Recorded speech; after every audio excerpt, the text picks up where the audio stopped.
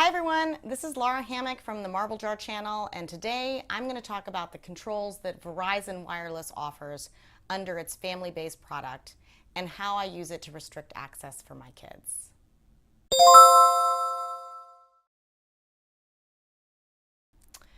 There are truly a bewildering array of options out there to limit internet content and usage.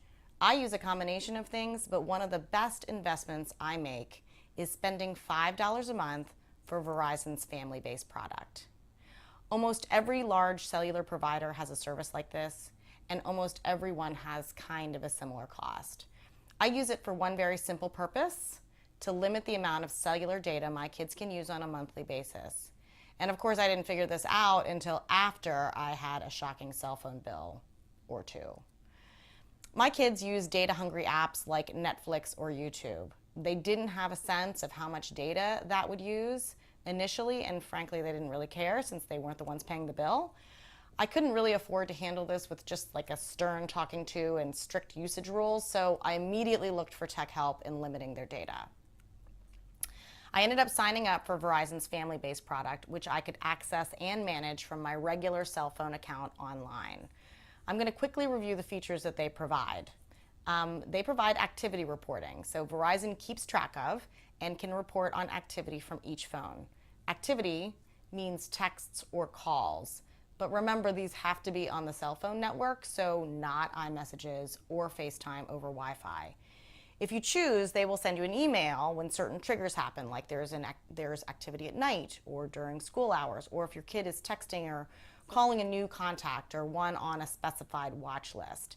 This is frankly of limited use to me, since the kids communicate using Snapchat and iMessage mostly now. You can also put in time restrictions. You can set times for each phone where cellular and data access are off. You can also set up a trusted contact list of calls that will still go through even during times where access is being restricted. I did set this up for a while on my son's phone, but it ended up kind of being more hassle than it was worth. You can also block calls or contacts, but again, it doesn't work for all communication apps, so I'm guessing your kid would figure out a way around this.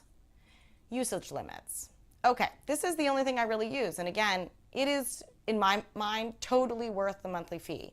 You can limit usage by the number of SMS texts, by call minutes, and by Verizon app purchases, but none of those make any sense for us. What I do limit is data. We have a somewhat absurdly high monthly data allowance due to my husband's frequent work travel, but each kid gets 1.5 gigabits per month, period. Our billing cycle starts on the 13th of the month, and it always feels a little bit like a holiday when the kids get their data back on the 13th. They really have to budget their usage throughout the month to make it last. The first couple of months, my daughter ran out on the very first day. So she's doing better now, but neither of them have really ever have any data on the 12th of the month. Thus the big time celebration the next day.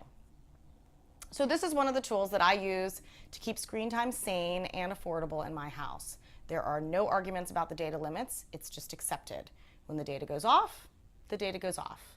Even if mostly they are using screen time with Wi-Fi, with the data-hungry apps they are using, it doesn't take too much to go over the limits. Also, it prohibits my son from using cellular data to get around our home Wi-Fi content filters and usage restrictions. I know the particulars about Verizon's offering, but my limited research shows that Sprint, AT&T, and T-Mobile all have similar controls offered at different price points. Sprint's is called My Sprint Account Controls, AT&T's is Smart Limits, and T-Mobile's is Family Allowances. I'd be interested in your experiences with this. Leave questions, experiences, and thoughts in the comments section, and thanks for watching.